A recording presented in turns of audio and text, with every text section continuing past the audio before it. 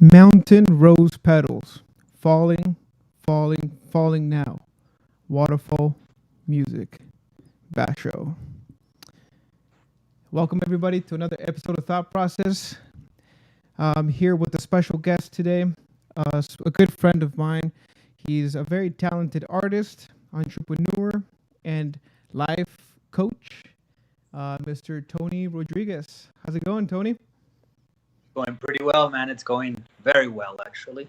Yeah, what's going on with in Guadalajara, Mexico? You know, the numbers seem to be really high. I keep hearing on the news that Mexico's like way up there in the top places of deaths and whatnot, but I see people out there walking about normal. I see people going to the beach. I mean, everyone you see in the street is wearing their face mask. Mm-hmm.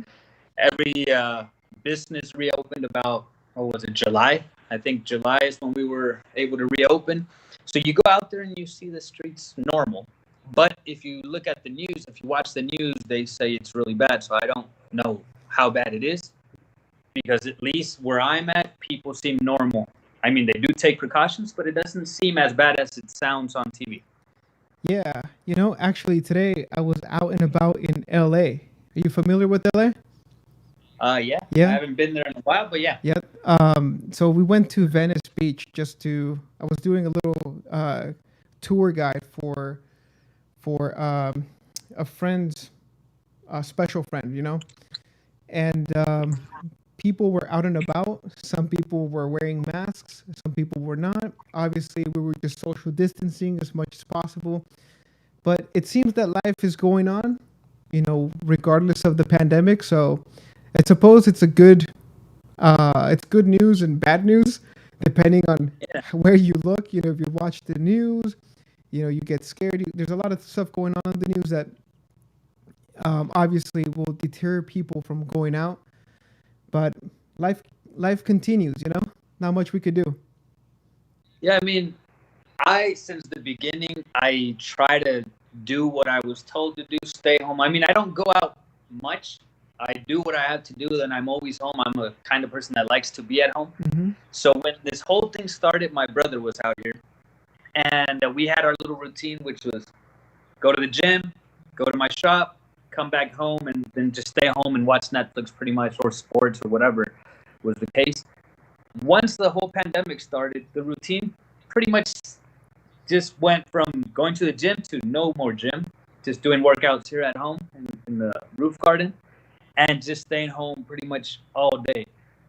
But the shop, for example, having to close down for 3 months, I think it was pretty crazy. Watching all the other like shops around us, a few shops had to close down that were around us, so that kind of sucks. And now seeing people like back to normal, that good. But then at the same time, I keep hearing people are dying, so I don't know if it's worth it to open or wait it out, or if it's better to just go out there. Hmm. I don't know.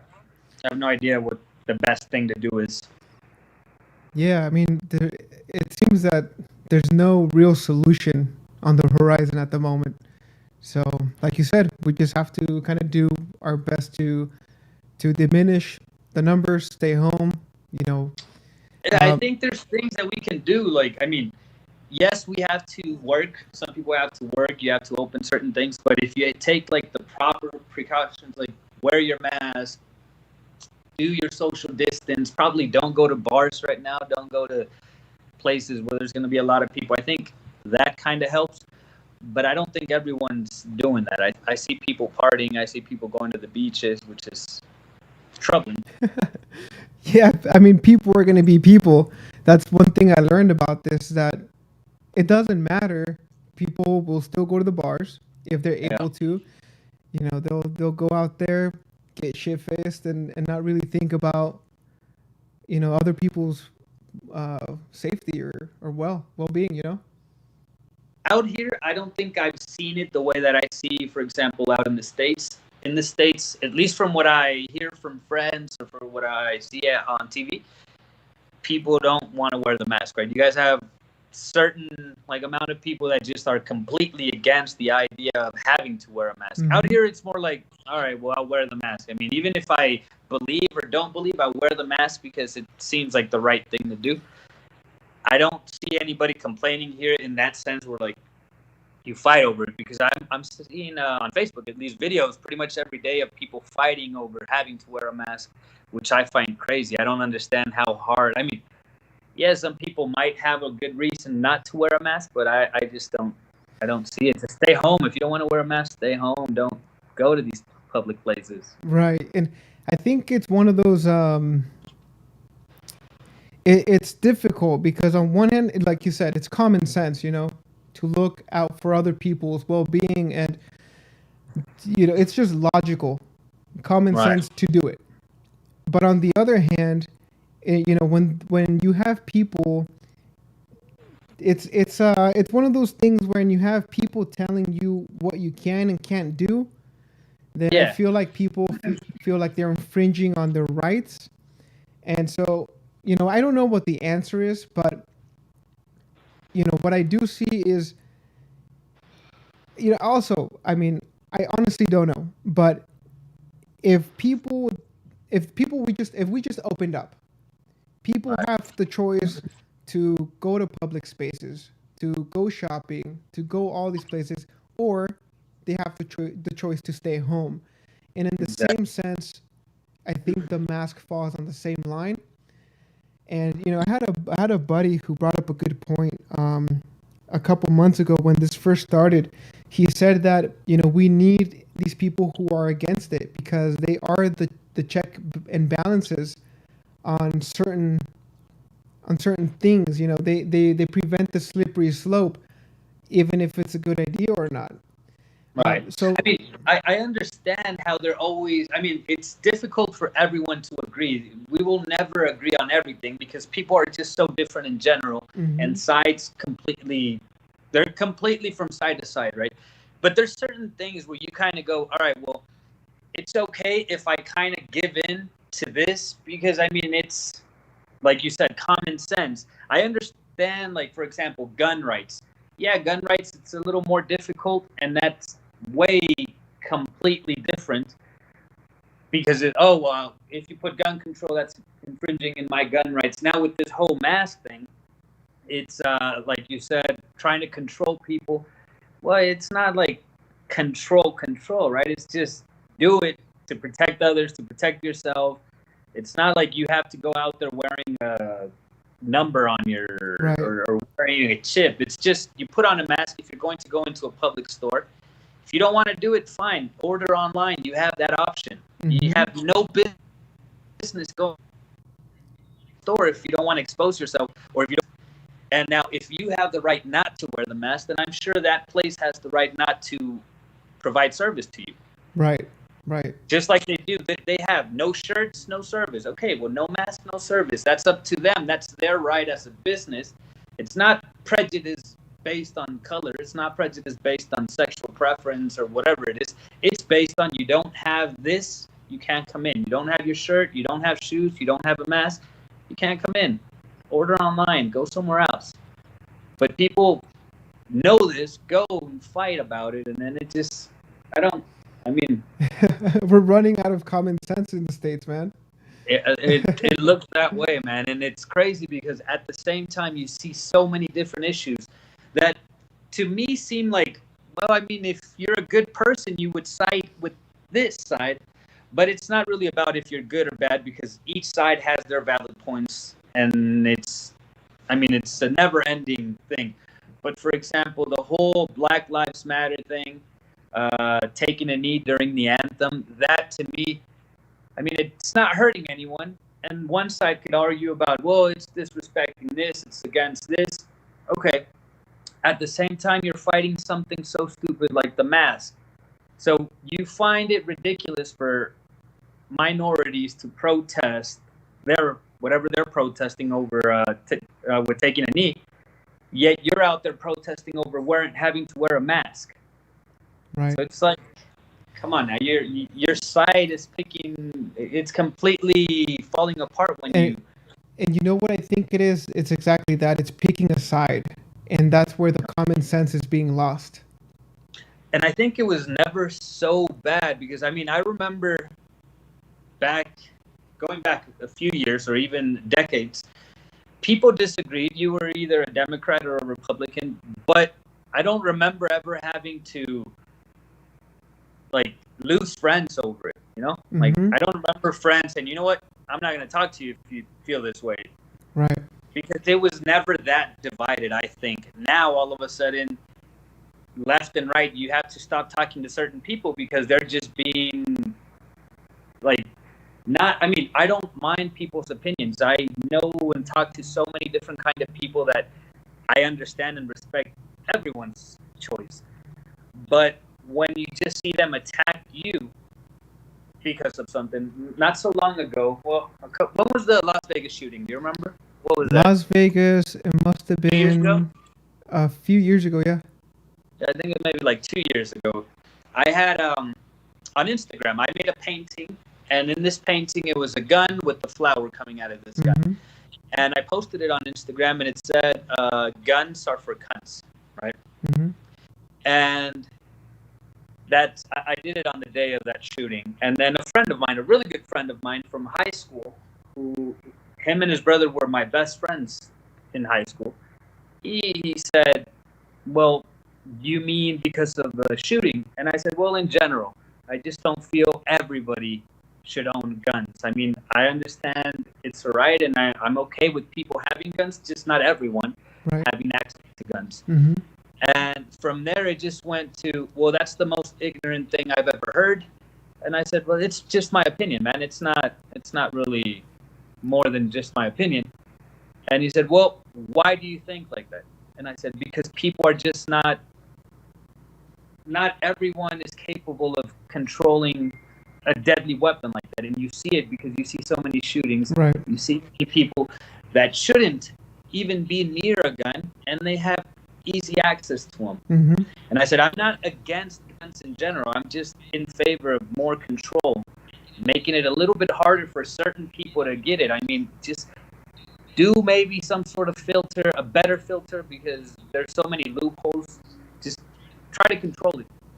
And from there, it just went to, "Well, why don't you just come back?" Oh no, he said, "Well, why don't you come back to the U.S. and steal some education? You need more knowledge on the topic." And I said, "Like I said, man, it's just my opinion." Yeah. And he said, "Yeah, well, why don't you worry about Mexico? Your country's a piece of shit. Why don't you fix your country before you try to fix mine?" And I said, "Mexico might be a piece of shit. Maybe it's not. I like it. I've been here for such a long time, and nothing's happened to me yet. And we don't have that gun problem. We have many problems, including the drug traffickers and whatnot, but we don't have a problem with guns. Mm-hmm. Like, I don't have to worry about my neighbor shooting me, or I don't have to worry about getting shot at school or anything like that." And then he just went and made it personal completely. Like, he never stuck to the point. And then he blocked me. So in the end, I ended up losing a really good friend just because I don't believe everyone should have Over a gun. an opinion, right? Over an Yeah. opinion. And what was funny was I said, "It's just my opinion, man. It's not against you. It's not against anybody in general. It's just my opinion. That's the way I see it, because there is a problem. If there wasn't a problem, then I wouldn't have this opinion. Yeah. But it's clear that it's a problem. It's clear because every 2 weeks we see another shooting." Mm-hmm. Now, the other side has a point too. One of his points, for example, was, "I need it for protection." And I said, "Okay, that's a good point. Protection is, I mean, that's valid. What kind of protection do you need? What, in case somebody tries to break into my house or rape me?" I said, "What? Rape you? I don't know. Maybe, yeah, okay, it makes sense if you're a girl, or maybe even a guy. Yeah. Let's say somebody tries to break into your house to steal from you or to rape you. If you have a gun, you could pull out the gun and you'll scare that person away, right? Mhm. But do you need 15 guns? Do you need like those crazy big guns, like hunting guns? That's a little bit more than protection. That's not, I'm trying to protect myself from getting raped or getting a break-in. That's more like a hobby. That means you like guns and you want to have guns, and that's what we see with a lot of these cases, people with a bunch of guns. Anyway, so I said, "Look, I'm in Mexico, and you consider this country a shithole full of violence and whatnot, and not once have I needed a gun to protect myself from getting somebody break in or rape Mhm. me. And I'm in Mexico where people's heads get cut off according to the news every day. So if I don't need a gun, I don't see why you would need a gun unless you're involved in crazy stuff, in which case then yeah, you would need a lot of guns to protect yourself. Yeah. But if that's not the case, then Yeah, I don't see. the whole subject itself on both topics, they're really complex, and it comes Yeah. to it really boils down. It's like an ideology. People Yeah. identify with the idea. You know, just because of your opinion, you lost a friend. Um, it just happens over and over with a lot of different people with having difference in opinions. But the I guess that the answer is, would be having an open conversation. That's what people like. For example, I'm open. I'm always open, and I do it a lot, especially on Facebook. I go to certain pages where I know my opinion is completely different Hmm. to others, and I try to debate. But there's a difference between having a debate and having an argument. Right. And a lot of times, it goes from debate straight to an argument because people make it personal. Hmm. They start Hmm. attacking.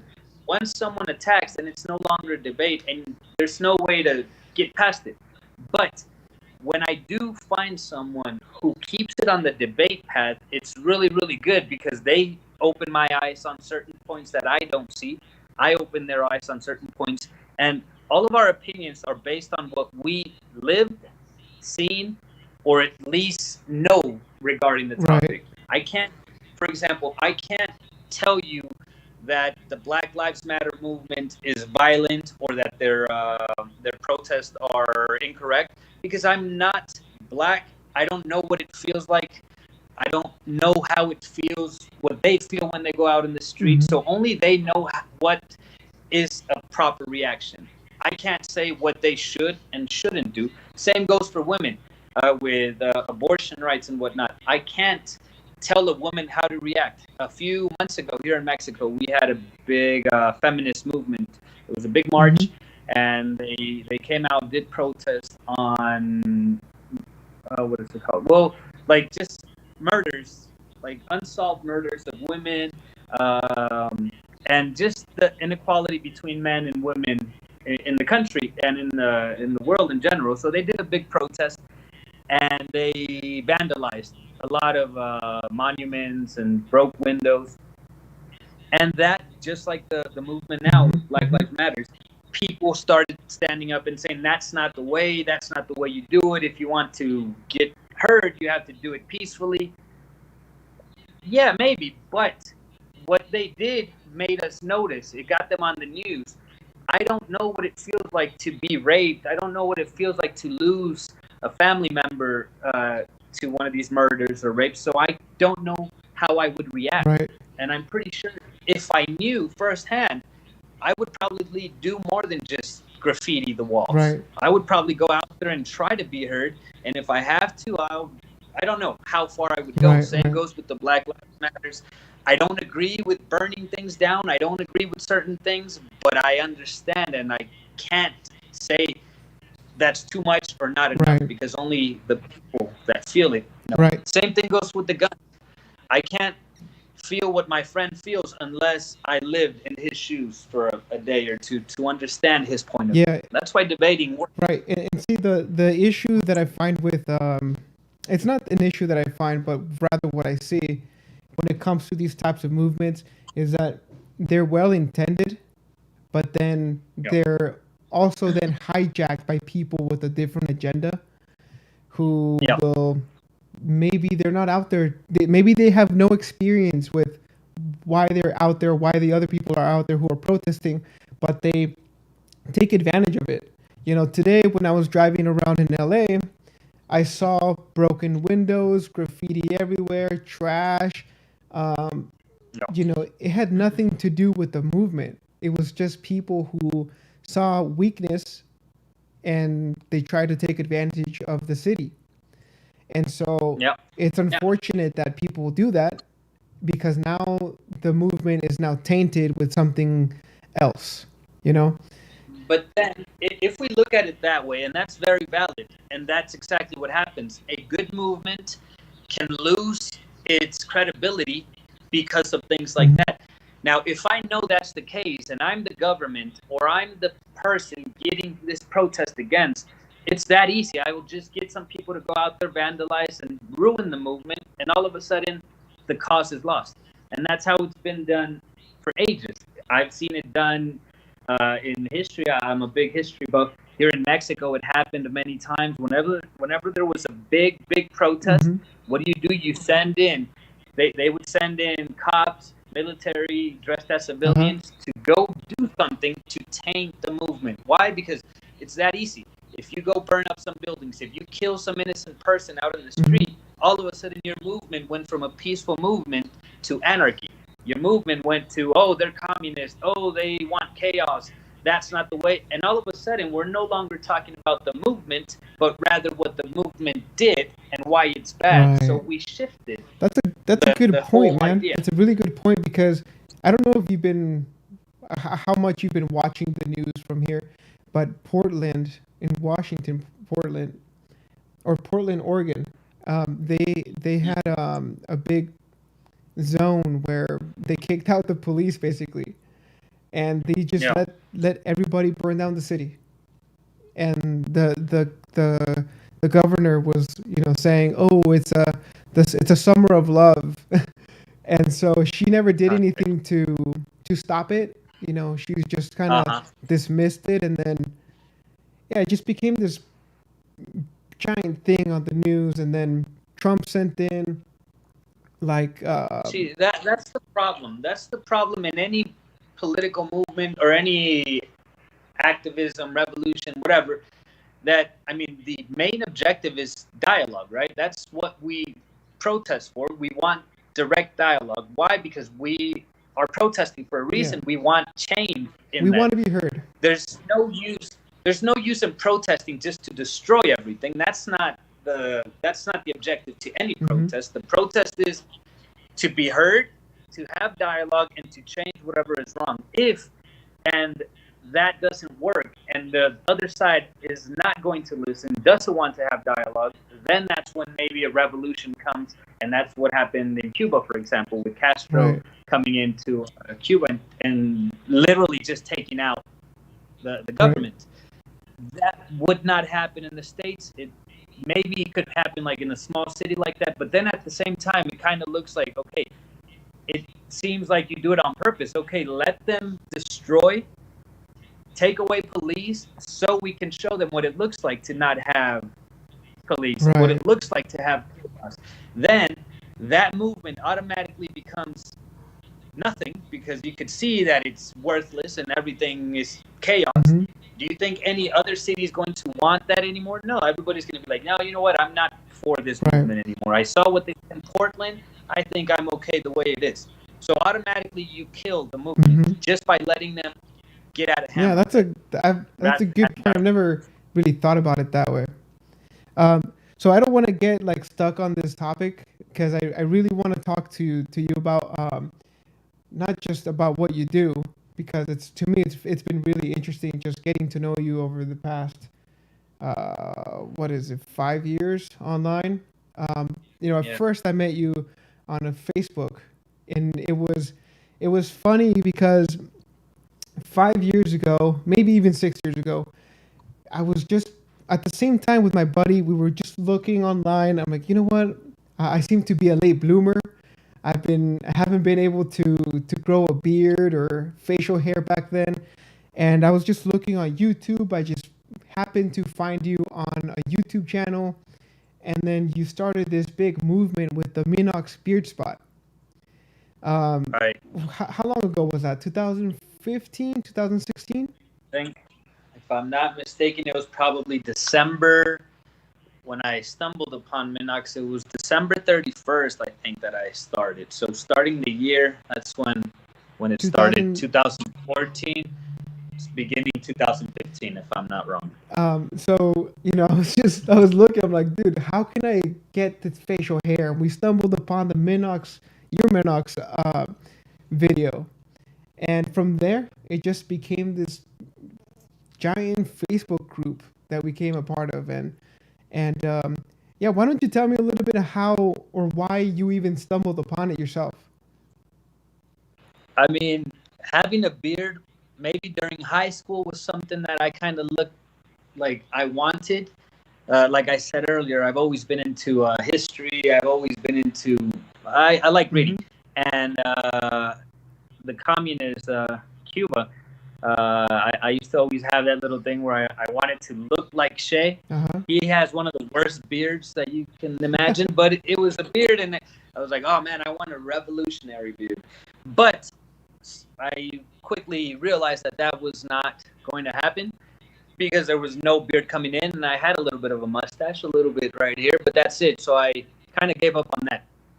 And it wasn't until way after high school, way after university, 5 years ago, that I was actually shopping for a fridge, and I was at Walmart and found the fridge, and they were just getting everything ready. And as I was waiting, I looked on the stand next to me, and there was a product. It wasn't Kirkland. It was Folcres, or I don't know what it's called, but it was I think it's a Mexican Right. brand. So I was looking at it. I have receding hairlines. I've always had receding hairlines. So I looked at it and I said, huh, I wonder if this works. And as I was reading it, I saw the price and it was pretty high, and I said, I don't know if If it's worth it. even worth Yeah. it, and if it even works, because there's so many bald people out there. I mean, like full bald Right. and people with receding hairlines. I said, if it worked, I'm pretty sure people would use Right. it, and there wouldn't be so many, because it's a very important thing. Losing your hair is pretty important to a lot Hmm. of guys. For me, it wasn't that important because it was just the hairline. It wasn't that bad. It's not like complete. So I said, I don't think it's worth it to spend this much. So I went home. The next day at the office, I had nothing to do. I was sitting there, and I usually would read the news or something. And I remembered that product, and I said, I wonder if that would work on the face. And I started looking online to see if I found anything regarding using that product Right. for the face. And I found pretty much nothing. I stumbled upon a really old group, and it was a beard group, actually. I don't remember the name of that beard group, but it was a really old forum. And there was a message, or there was a thread that was 10 years old, about a guy saying that he was going to try minoxidil on the face to grow a beard. Yeah. But this was a post on a forum. We don't use forums that much Right. anymore. Before, it used to be a big thing. Now it's kind of lost, I guess. But anyway, this was 10 years old. And I said, oh, this guy had the same, so I'm going to follow it. So I started going down to see what is, because he said he was going to document. But I realized right away that everybody criticized the guy. They all said, oh, you're so stupid. That's not going to work. If it's not in your genes, it's never going to happen. Just give up, become a woman already. And everybody was just making fun of me. Yeah. But what pissed me off, and ultimately what made me decide to try it on my own, was a doctor. The guy, as a professional, I would expect a better answer from the guy. But he said, you are a very stupid person, and there is no way that's going to work to grow you a beard. Hmm. That is not in your genes. You're never going to have a beard, so just give up. And I found that to be very offensive coming from a professional. And I said, you know what, I'm going to try it, because this guy obviously didn't go through with it because there's no more posts, Right. so he didn't document. So I'm going to go through with it just to prove that doctor wrong, if it works. If it doesn't work, then we'll have proof that it doesn't Right. work, and the next person like myself that stumbles upon the idea will know that it didn't work. So right away, I searched online, and I looked for the product, and I found Kirkland. I found a provider in the city. That same day, he took it. I bought, I think it was 3 bottles. For like 3 months. Bottles is what I paid. Yeah. So I took it, and as soon as I paid for it, I got home and I said, oh, I just wasted, I think it was about 900 pesos that I paid. About, at that time, it was like around $45 to $50. Right. And I said, $50 on this crap, it's not going to work. I just wasted money. I'm not even going to use it. So I just left it there. But then I said, well, I already paid for it. Might as well try. I mean, so I already wasted the money. So I decided to try.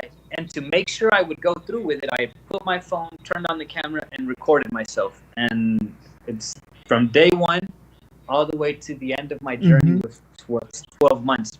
I think it was around week two or week, no, I think like week four is when I started getting people following my YouTube channel. And once I noticed that there was people interested, I said, okay, well, maybe this is a Yeah, thing. maybe there's something to it. Yeah, I mean, there's no results yet, but there's people interested. That means more people had that same Right. doubt that I did. And I don't remember the guy, but there was a guy, an Arabic guy, if I'm not mistaken, and he started following me. He was one of the first ones, and he said, "Hey, man, why don't you make a Facebook group?" And I said, "For what?" And he said, "Well, I mean, if you have people following you here, I'm sure they would follow Right. you on the Facebook group, and then they could document Mm-hmm. themselves, and then it would be a pretty cool place to just see how everyone's going through their journey."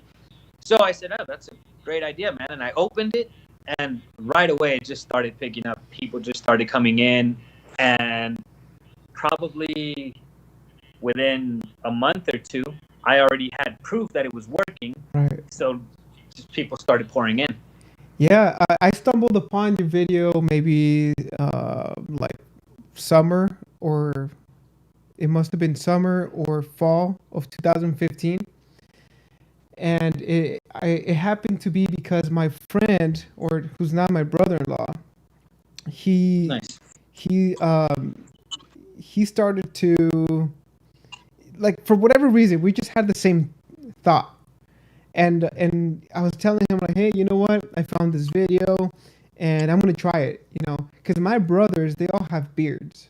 And back All then right. it must have been, so 5 years ago I was 25. And my brothers, I noticed that they got their beard between 20 27. And so I'm like, man, mine's not coming in. I mean, I have a little bit like chin, a little stash. And No. I'm like, I'm kind of worried I'm not gonna get it.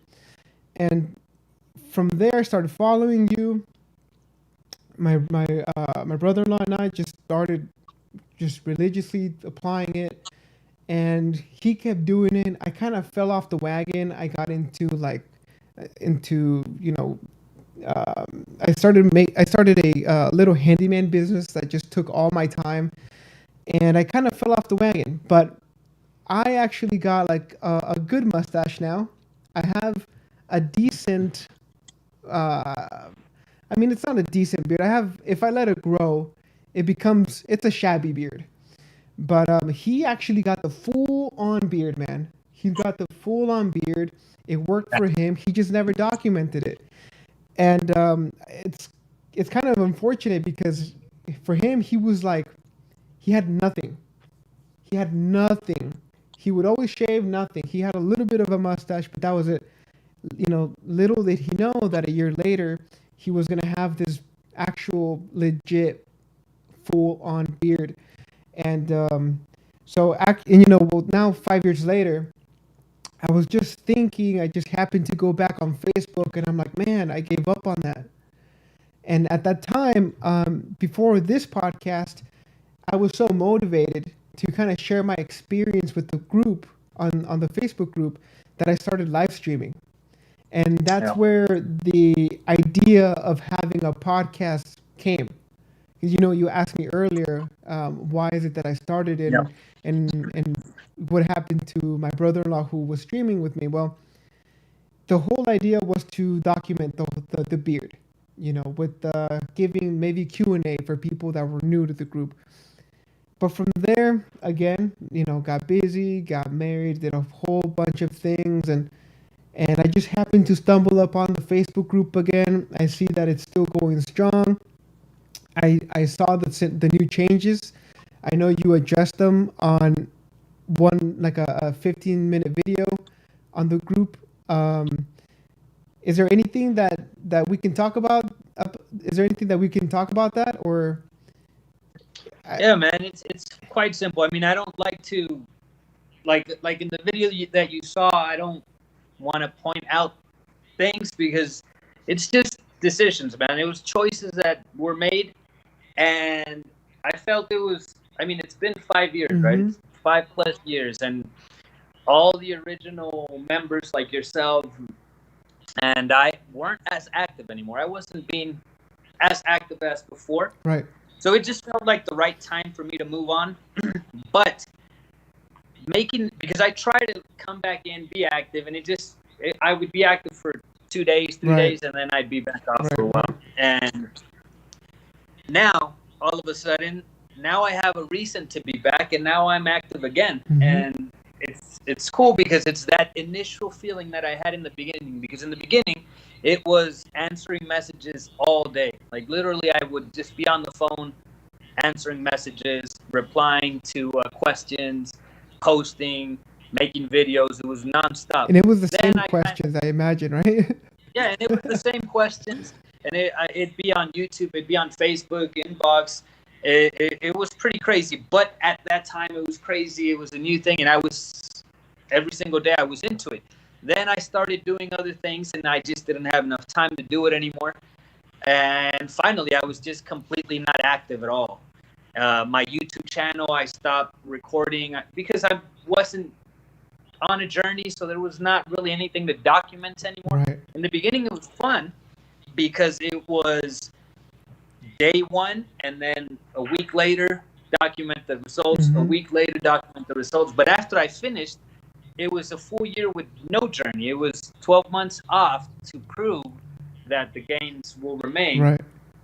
So then you kind of run out of things to say. You kind of run out of material. So I Right. just didn't really do it as much anymore. Now I think it changed. This whole thing changed, and I'm active again. And I think I'll be active for a while because now I have that urge to be replying to people again. I'm getting comments left and right, and it's cool again. So I'm back into it, which is pretty cool. Yeah, and you mentioned, I keep seeing like the same questions being posted. It's like, you refer to the fact sheet that's on the Yeah. group. And for the people who don't know, if you're interested in growing yourself a beard, I would consult. I'm no doctor, so consult your doctor about using the minoxidil on your face. But if you want to give it a go, you can join the community at the. Do you have the actual, like the social media? What do you know what it's called? I just put the Minox beard The spot Minox in it. Spirit Spot, right? That So should be the first one up. I'll link it up on this video later for people to join if they're interested in it. But also, Yeah. what's that?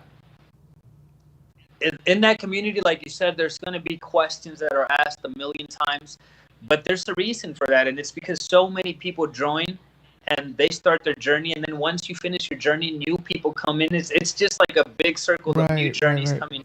So it's normal. It's normal that every time someone comes in, they ask the question, even though there is a FAQs and there's the same questions asked just 2 posts before, but it's normal. And I remember for a while, a lot of the moderators or admins, they would just get tired of it and just start deleting or banning people over that.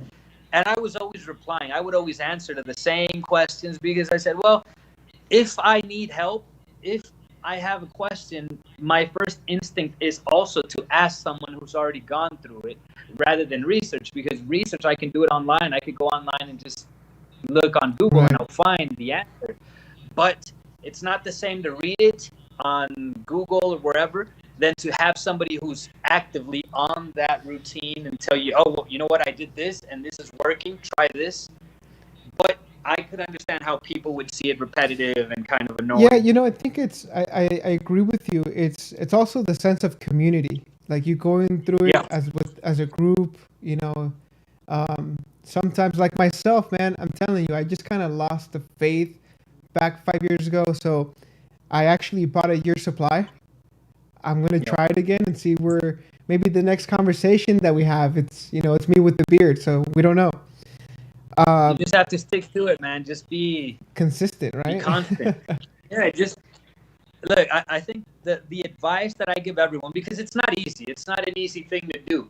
It's not like, oh, well, just rub it on once and that's it. No, it's routine. And just like any routine, if you want to get buff, you have to go to the gym, you have to work out, and you have to do it pretty much daily for it to work. If you go to the gym once a week, twice a week, and then don't go the next week, go a full week, don't go the next week, the results are not going to be there for you, and you're going to end up giving up quick because you see that your objective is not being met. Same thing goes with the beer journey. Mm-hmm. If you stick to it, if you're consistent, within a month you're going to see those results. And then once you start seeing those gains, you're like, well, I'm already this far in, I'll just keep going at it. So if you make it a habit, part of your routine, I mean, you brush your teeth every single day, right? Make it part of that kind of habit. Mm-hmm. Just for the journey. It's just 12 months that you have to do it, sometimes even less. If you make it through that time, then by the end of it, you're going to be completely satisfied and see how worth it was. Yeah. Because it was worth it for me. It changed so many aspects of my life. And funny enough, right now I don't have a beard because I decided to shave it off last week. I shaved it and shaved the hair, but normally you've seen me. I have the beard. Now, I see that it's a problem with a lot of different people, and mainly with, I don't know if it's just me, but I see it a lot with people our age, getting out of their teens into their early adulthood, maybe in their 20s, early 30s. I see the lack of consistency with things. Not to say that everyone's like that. I kind of saw that in myself, and it's something that I work at every day. I think it's just part of people in general. I mean, it's not just going. I don't know in your case, but I've seen so many cases here on the Beard Spot. I've seen, well, we have thousands of members, right? So I've seen patterns, and the same patterns you see them with people, not just on the beard journey, but on everything. So, for example, let's say a student. I teach English and financial education. When people contact me, right away, just based on what they tell me, I know if they're going to go through with it or not. Based on what they tell me regarding time, I know what kind of person they are. So just based on those little things, I know, okay, well, this guy's not going to make it past 1 month. Why? Because his first questions were this, this, and this. Can I drink? Can I still go party? Okay, well, yes, you can do all of that. But just based on certain things that you told me, I know you're not going to stick with it unless you make it part of this. Now, if you're somebody who goes to the gym every day, you wake up early, you have already like a routine, some sort structure. Of discipline. Yeah, like just discipline. If you have discipline, it's going to be easy for you. If you don't, then it's going to cost you. It's not impossible, but it's going to cost you, and you're going to have to get used to that discipline, because that goes for everything. It goes for business. It goes for everything. The discipline. Once you start getting used to it and going with it, then it just becomes part of you. Yeah. Where did you personally learn that the discipline, the consistency with things? Because aside from, you also mentioned that you have a shop. So you've been an entrepreneur for a few years. I know you opened up a couple of barbershops down there in Mexico. But what I see most, and the things that I see that you enjoy doing the most, is painting. So you're like a full-on, actually a very talented artist. Is that something? I mean, I'm sure it correlates. The discipline that it takes to create a piece of art, the patience that you need to have. Is that what brought you? Did you bring that over to the beard and to everything else you do, like the business, or was it the other way around? I think it might have been the other way around, and I'll tell you why. I don't know about all artists, but at least most of the artists I know, we like our space. We like being alone, or at least, I mean, I can't speak for everyone, but as an artist, I don't really consider myself an artist. I just feel I could be creative sometimes. I enjoy being at home, alone, by myself, with nothing. Just, I could be in my room a whole week without going outside at all. And in that week, something will come up. So I'll be here. I mean, I've realized that if I want to make it in life, I have to hustle. And I've been hustling since I can remember. And I realized early, I think it was when I got here to Mexico, my first job, I worked in McDonald's. And I realized that I couldn't work for people. I couldn't work for someone like that because I was making other people rich, killing myself, working nine hours or whatever the case for a very low wage. So that was my first job. I think I did McDonald's, and then I tried a pizza place. The pizza place was actually not a bad place because that's where I got a lot of my newer Mm-hmm. ideas. But I did realize if I want to make something, if I want to have something, if I want to be able to do what I like to do, which is paint, make music, I can't do it working Right. McDonald's. I can't do it having a 9 to 5 job because it just doesn't allow you. Having a full-time job makes you makes your time limited, Right. right? And that limited time that you have, you might want to spend it with your family. You might want to spend it just Mm-hmm. resting. So what time would that give me to Right. create? It not much. So I realized if I want to do something, I have to do it on my own. So I started selling T-shirts, making designs, and just I would make individual designs. If I know that you like something specific, I would make a design and say, "Hey man, look at this design. I have this T-shirt. If you told me you liked it, then I would go print it and then sell it to you, make some profit out Mm-hmm. of that." That's how I started. And I slowly started jumping to bigger things, bigger things. Obviously, sometimes you do have responsibilities that you have to pay, and maybe you can't just hustle your way through it. You have to get a Right. job. But I told myself from the start, I can't stay in a job where my time is completely tied up. I have to find a way.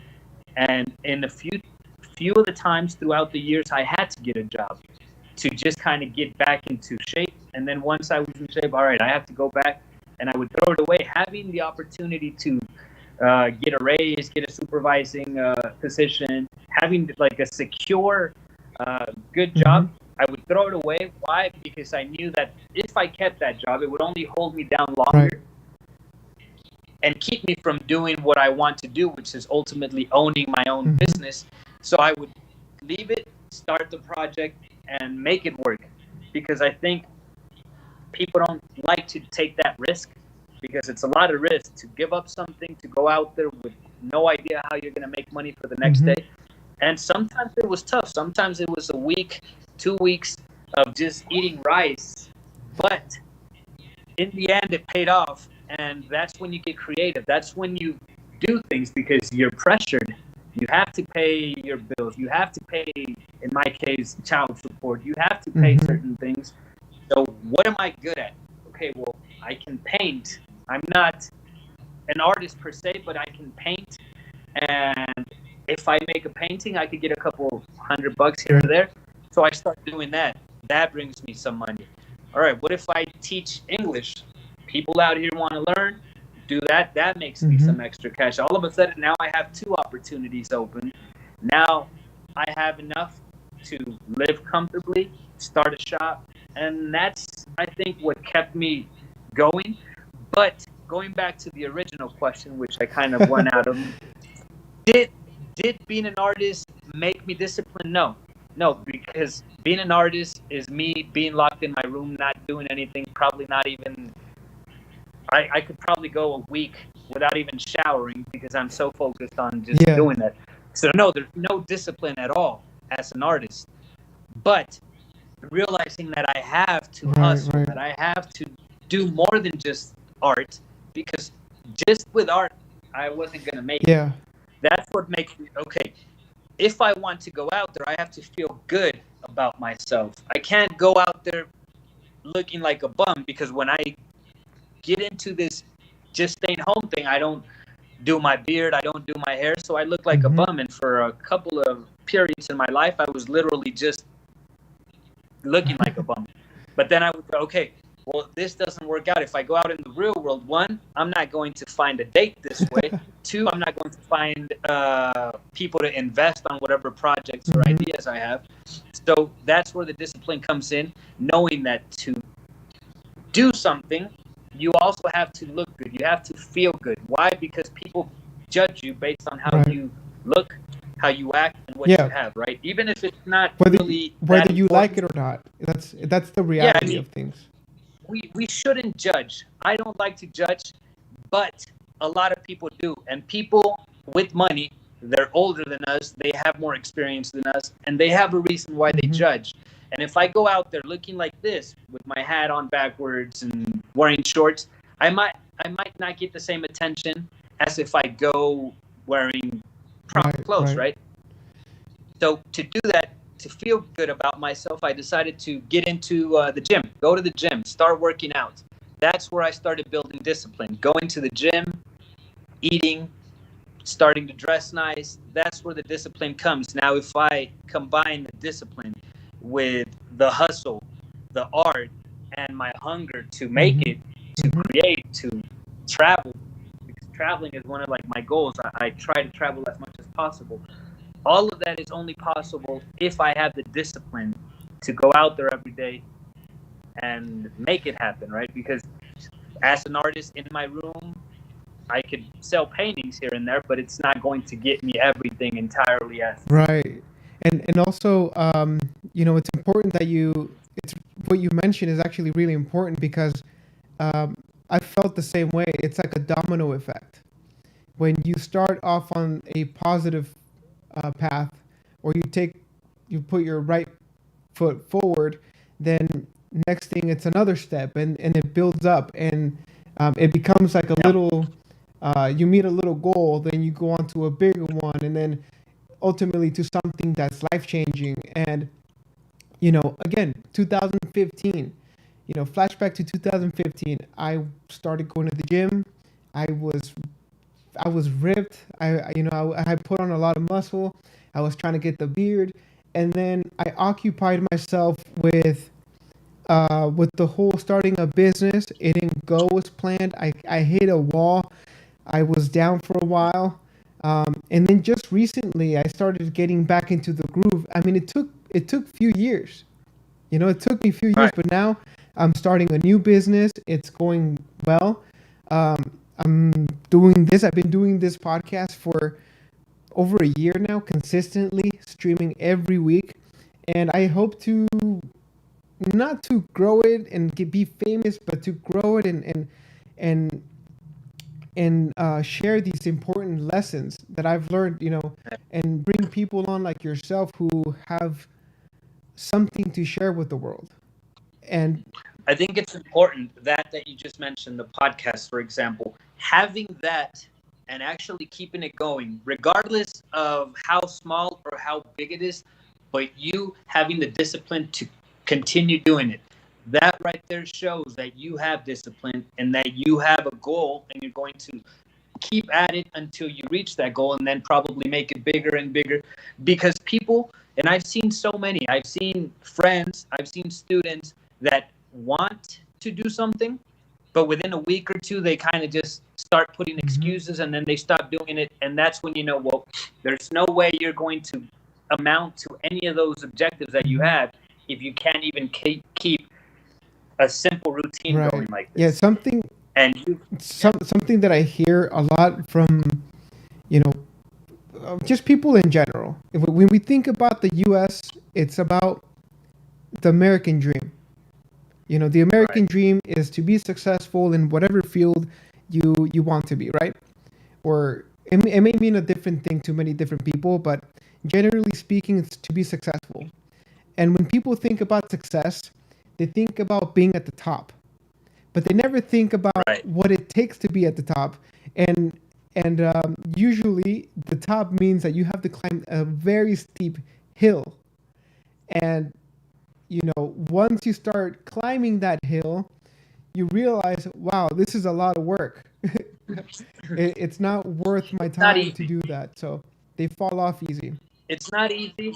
It's not easy and it's not for everyone. And that's why we have so many people that will continue to do the rat race, I guess you Hmm. could call it, or some people call it.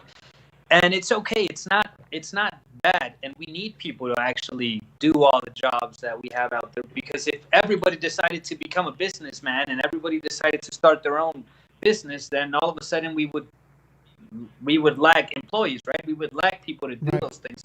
So it's important to have the balance of those and those who lead. And that's where the difference is if you're a leader or if you're just one more to follow in the Hmm. group. In my case, I never felt comfortable working for someone, having orders. I know it was important. I had to learn, I had to go through it to Right. understand it. But if I didn't want to be there, I had to do something different. And that people sometimes see it and like, oh wow, your life is so easy, man. You're always traveling. You have, and my life is pretty easy in the sense that I wake up whenever I want. Mm-hmm. I go to sleep whenever I want. If I want to go to the shop, I go. If I don't go. So my schedule is pretty flexible. I can travel Right. tomorrow and stay 2 weeks abroad, and nothing happens. But I know that if I want to make money, if I want my business to run, it's important that I go to the Mm-hmm. business, that I go to the shop, because that shows, number one, interest in my part. My employees see that, oh, he's coming, he cares about the place. The clients see that I'm there, I talk to clients. And one of the things that I've learned in this process is that socializing, it's the most important thing, probably more than school itself or even many other things that we learn along the way. The more people you talk to, the more people you know, the more opportunities you're going to have, and the more open doors you'll Mm-hmm. have to get to your ultimate Right. goal. If in your case, for your podcast, if you decided to be just a quiet person, sticking to your own thing, your podcast would not have so many guests. One, because you don't have too many people to invite on account that you don't really socialize and have a circle to Right. invite. But the more you socialize, the more people you meet, the easier it becomes because, oh, look, I know this guy, he does this. I know this guy, he's done that. So now your circle is Mm-hmm. broader. Now you can invite as many people as you want because you have that circle that's not just a small little tiny circle, but rather a network Right. of people. And it's funny that you mentioned that because officially this week is launch week. Like I said, I've been working at this for about a year and a half almost, and I never felt as comfortable to share it with my circle until recently. I always thought, practice makes perfect. I have to practice at it. It's going to take me a few years to get good at it. But what I've been lacking is the feedback from people. So I haven't been able to grow. So it's important that this week is launch week, and just get it out there, and we'll see what happens from here on out. But I'm excited. I mean, I want to keep growing, not just in this podcast, but in my personal life. I'm part of a mastermind group with a few other friends who will actually join me later this week on the podcast, and it's all about growth, and it's about not staying the same, or rather, for me, it's living a more interesting life. The more experiences I'm able to obtain, the better. You know, um, Exactly. so I mean, this is just part of it. It's just another thing that I'm working on. I'm working on a business, property management business, that's gonna, for me, the most important thing, like you said, is gonna be building relationships with clients, with people. That's ultimately the most important thing in Mhm. everything. And if you start doing it and you apply it on everything, apply it with your podcast, apply it with your business, apply it with your friends, apply it with, well, I don't know if dating because I think you're married now, so not dating, but just apply it on everything, and you start realizing how easy it is, and it's all just socialized. Just be open, treat people fair, and opportunities come. And the more context you have, the more your business is going to grow. Yeah, that's right. Yeah, that's a really good way to think about things. And we get lost. We get lost in identity politics. We get lost in some ideas that prevent us from looking at things from another angle and talking to the other side. And we probably Yeah, miss a lot of opportunities if we think that way, right? yeah, you alienate yourself. I mean, like I said earlier, I like to debate. I like to take on all those hard Mm-hmm. topics. But you also have to know the more you get into that, the more you might lose Yeah. people. And like I told you earlier, I lost a friend over my gun opinions. So it's okay to have your opinion, but don't ever feel like belittling the other person, even if you're right, making them sound like their point of view is stupid. The only thing you're going to accomplish, you're not going to convince them. You're just going to have that person dislike you. So you're closing a door right there. That's an opportunity. That's a business opportunity, a friendship, or just another person that you kicked out of your circle based on an opinion that wasn't going to change anyway. Right. Now, from I don't know if you have to go. So if this thing goes too long, you let me know so we can continue it another day. But really quick, I wanted to touch upon what it seems to be your mentality, which it comes like there's a person who I follow on social media who thinks about this type of mentality as the immigrant mentality. Now, you were born and raised in Mexico? I was born in Mexico, raised in California. So, came back to Mexico after high school. okay. So, um, like, if you don't mind me asking, like, how old were you when you came over here? I was either 4 or 5, around there. Because, the same thing, well, not the same thing happened to me because I decided to stay here, but, at 6 years old, my mom brought us over, and I'm actually from Jalisco, like yourself. I have family Yep. in the city of Guadalajara. Um, Nice. We're actually from Lagos de Moreno, which is like 45-minute drive from there. Yeah. Well, we came over here. I learned English here. I made a lot of friends. I went to high school, and then after high school, I decided that for me, working was a little bit more important. I just saw high school or just college or even education itself. At that point in time, I didn't see it as important as making money. And right off the bat, I was selling cell phones for my first job. I got into a little pyramid scheme called Monavi, which was selling like this antioxidant drink to people, getting them on board, selling to them, doing all these things, trying to move up the pyramid. Ultimately, it didn't work out. I went and tried fast food restaurant. I worked at Carl's Jr., quit after 6 months, got into warehouse, like a warehouse job. I stayed there for about 2 years, moved on to janitorial. I mean, I bounced around. I did security for a long time. You've done it all. I did everything. And ultimately, I came back to the first, like the same mentality, the entrepreneurial mentality that I initially had when I first got out to the workforce. And I started a little handyman business.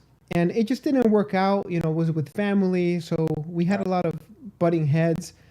And I was new to it. I didn't go to business school. I didn't do any of that. So, which I should have if I wanted to be successful from the get-go, but it didn't work out that way. But I got a little taste of it and I liked it. And so now I'm doing this property management business. It's going good. We're preparing to launch January 1st of next year. But before we get there, we have a lot of structuring to do. We have a lot of things that we have to do. But so back to the original point, which do you think that having that type of mentality came from being an immigrant, or where do you think you got that from? Like, were your parents this way, or what? I think my mom was always, I guess I could call her a hustler, because she always found a way to make money, in the sense that she would, for example, she would buy something and sell it, make a little profit there. She would always think of little things. So she would buy jewelry and sell it. And I always saw her figuring out how to make money without actually having a job, a full-time job. My dad was the one with the full-time job, but she would on the side find ways to make a profit.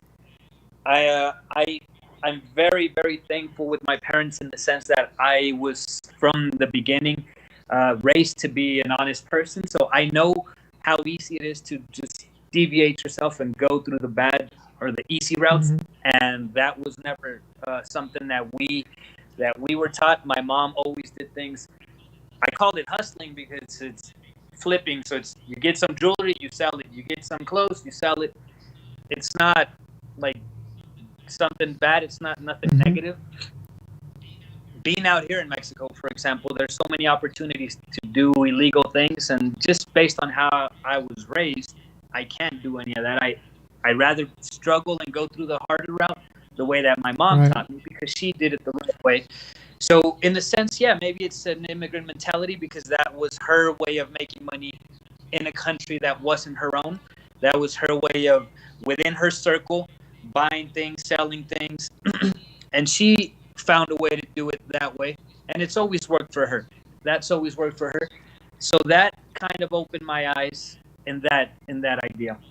Although initially I wanted to go to college, I wanted to do something because living in the States illegally is not the land of the free. So you say, well, the land of the free, yeah, well, you're not free if you're not legal. If you're not free, I mean, if you're not legal, well, you can't get a driver's license. In my case, when Hmm. I was Hmm. there, I don't know now. So even the smallest things like going to the movies with my friends, I couldn't do it because I didn't have an ID. Right. Getting a job in McDonald's, I couldn't do it because I wasn't legal. I mean, there's ways to do it, but I didn't want to do it illegally. I didn't want to do it. I mean, I'm already in the country as an Right. illegal, so I already broke the law, even if I didn't On do it purpose or whatever. on Right. my own. But I was already there. It's not a decision that I had to make. I had to live with whatever the decision was. My parents made their choice, and I had to live with it. But uh, when I realized, well, I don't want to work as like a ghost. I don't want to be some guy working under a false name, making the minimum wage. That's not what I want. So I thought, okay, what if I join the army? That's an option. I'll get paid. I'll get some Hmm. education. That works. So right before 9/11, just I guess it was months before 9/11, I submitted my paperwork to go into the army. I passed. I got approved, but then I got a letter saying I was not eligible because I did not have a social Right. security because I'm Hmm. not legal. So that right there shut me down completely because now I have no options. I'm working. I could work, but as an illegal, and that's not what I had in mind. That's when I decided to come out I here. see. And just knowing that, okay, I couldn't make it out there. I came out here. I want to do more than what people normally do, sticking to a 9 to 5. And I think rather than being a immigrant mentality, it was more of a hungry mentality. It was more of a I want to prove, and I've always been someone to prove. If you tell me I can't do something, I'm gonna prove you. I'm gonna prove to you that I can do it. Oh, you can't have a beard. Okay, well I'll prove that I can. Oh, you can't make money with art. I'll prove that I can.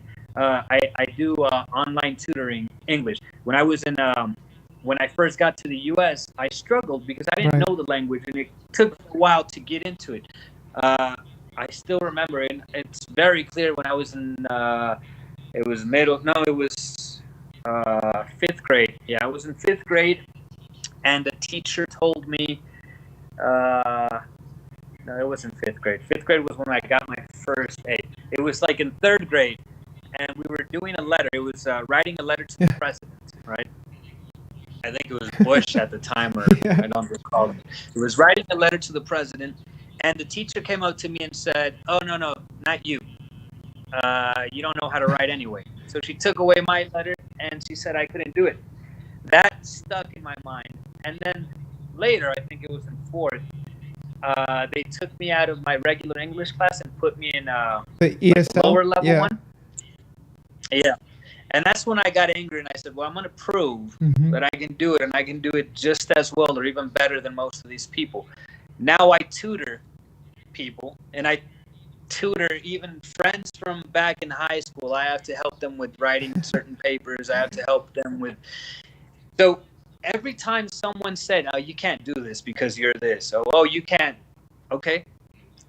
I went back, sat down, read, practiced, did whatever I had to do so I could come back and say, here it is. I did it. I Yeah, could do it. man, that's crazy. Because you would think the way you speak, it's like your first language was English, and for me it was the same case. For me it was I came here I think 96, 97, um, and I learned English through watching TV. At first, I mean, Right. I struggled through the first 5 years not knowing any English. I was very limited on socializing with other kids in the first few years here, but it never stopped me from making friends. It never stopped me from going to school. And now it's like, I think I speak better English than I speak Spanish. 'Cause obviously I don't use it so much, but so now I have to relearn Spanish in order to be more All like right. fluent and pronouncing things correctly or whatever. But just one of those other things, you know. Um, but um, but yeah, man, I think that I think we've been streaming for like an hour and a half or so. Um, yeah, I don't want to take up all your time. I know you're obviously you're in Mexico. You're about 2 hours ahead of us here in the U.S.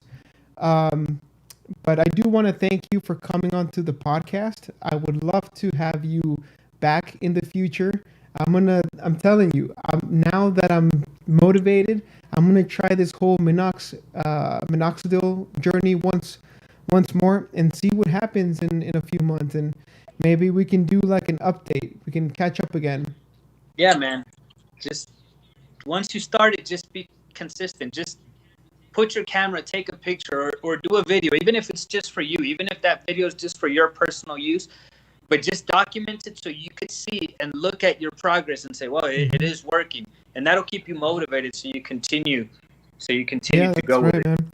So before I let you go, man, where can people find your shop in Mexico? Let's say if they listen. Um, it's a place called Santa Anita. Uh, for those people who live in Guadalajara, they'll know there's a brand new shopping mall called Punto Sur, and there's a brand new shopping mall called Galeria Santa Anita. I'm right in between both of those Mm-hmm. malls. The barber shop's called Rey Vago Mm-hmm. Barberia, and it's pretty noticeable. It's yellow and it's a little black. Uh, it's like the silhouette of a guy with a crown walking, but he looks like he's a bit of a bum as well. But it looks Yeah, pretty that's cool. cool, man. Uh, Santa Anita is what is called the Cool. place. What about your social media? Where can people see your art? Um, Instagram. That's where I usually post all my stuff. I'm under It's Tony Co. it's Tonico, ITS. Yeah, Okay, yeah. TONY or TONI. Okay, TONY. and COE, right? COE. So, Yeah. well, thank you again, Tony, aka Basic Ali. Thanks for joining me today, man. Yeah, man. Thanks for I had a inviting me. blast having this conversation. I learned a lot. I hope people get something useful. That's the goal of this. That's my goal for this podcast. Is I don't care if it doesn't blow up. I want just people to get something out of it. Um, Yeah. every time I talk to people like yourself, I've in all aspects of life. It could be friends, it could be colleagues, co-workers. I always learn something. And I always think, I'm like, man, why didn't these people tell me in front of my friends or a family member who might need that advice? So this is the purpose of this podcast. We're launching this week. If you like the video and you would like to continue uh, to get notifications for this, subscribe, hit the link, hit on our. I'm gonna put the links for your social media, and hit the comment. Leave a comment. Give me some feedback. Where are we at? That's the only way we grow in this world. And I think just to close it off, I do a little bit of excerpt from Heart of a Buddha to leave on a good note. So before I let you go, man, Cool. I'm gonna read this little thing here that goes like this. As a single slab of rock won't budge in the wind, so the wise are not moved by praise, by blame. And with that, we'll see you guys next week or later on this week. Stay tuned for more episodes. This was my good friend Tony Rodriguez. Again, thank you so much for being on the podcast, man. I'll talk to you soon. Thanks for inviting me, Alrighty. man. Yeah, talk to you soon. Thanks for the Stay invite. safe out there, man. Yeah, man, we'll do. Thank Same you. to you.